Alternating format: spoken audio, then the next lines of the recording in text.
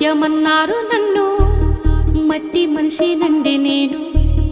మాణిక్యమన్నారు నన్ను, పల్లె కోయిలమ్మ తెల్లవారి కూసి కూతే నా పాట. పంట చేను